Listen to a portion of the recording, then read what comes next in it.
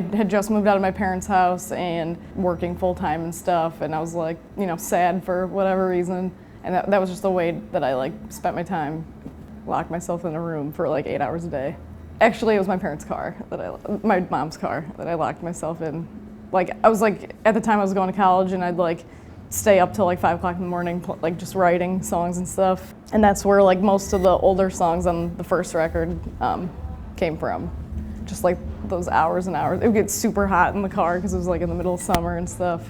That's partly why my grades were so bad and that song came out, was because I spent most of my time when I should have been studying. I was like writing songs. I mean, I like barely finished, but I did.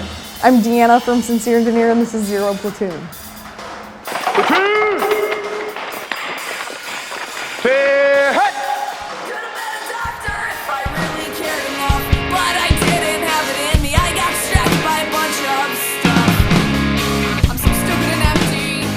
Like, my parents put me through, like, you know, the softball, basketball, you know, the youth association where you have to like pay to be on the team, and we all like sucked. Yeah, I did all that, but music was the thing that I gravitated towards. It was just like a hobby at first. I mean, like, I like grew up watching bands and playing guitar and stuff.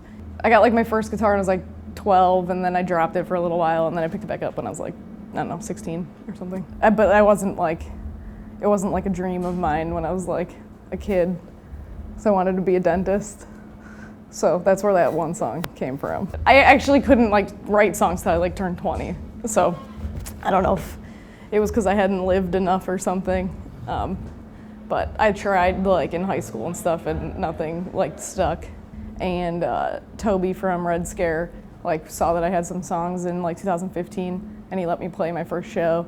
And then once I started playing shows, it was like, oh, this is super fun, and people seemed to like it, so I just kept going with that.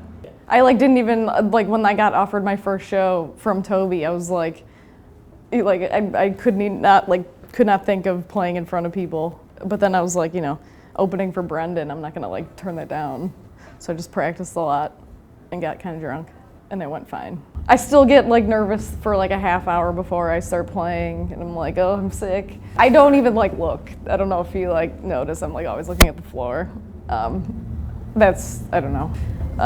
But you know, everyone's like, if that goes away, that means you don't care anymore, so.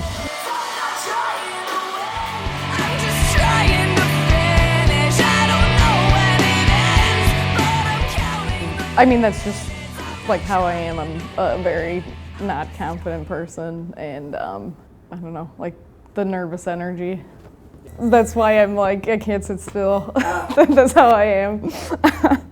I would say I'm more anxious than depressed, though. Like a doctor wouldn't tell me that I'm depressed or anything, but I would like, I'd go to therapy and stuff for anxiety. You know, like I said, I give off a nervous energy. It's very obvious.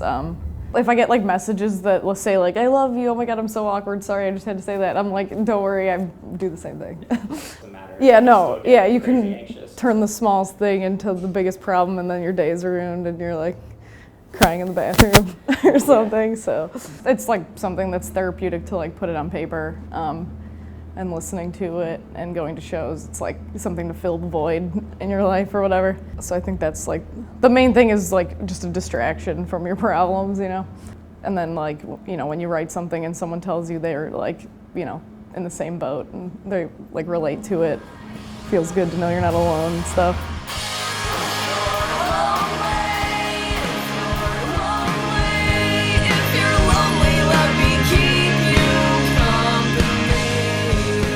Like all the Lawrence Arms stuff, and I mean, they're clearly a big influence on me. I like talk about it all the time.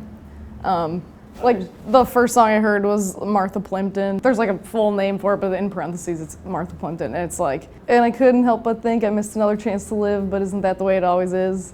That was something I was like, oh, I get it. And I was like 14 or 15 when I first heard of them, and they were like my band that nobody I went to school with knew. I knew I could go see them and no one that I knew would be there, and it was like my escape from life, so.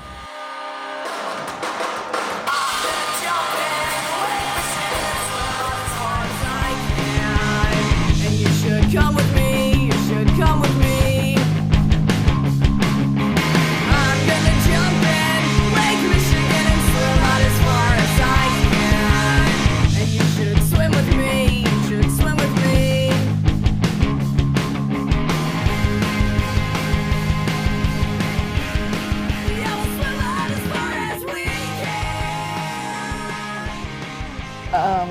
I definitely don't listen to sad stuff when I'm already sad. That's like you know how people that like scary movies? It's like, that's crazy to me. I don't like watch a lot of movies, but I prefer like to watch something that's gonna make me laugh. But anyway, that's not what you asked. I mean like 90s like hits, like Third Eye Blind and stuff. Not that that's like the happiest, but I've been like listening to like Brockhampton and Kevin Abstract and stuff lately, like in the van, because like being on the road is sort of hard. So like, you know, like dancey kind of music has been keeping me up, moving. And it's so damn nice.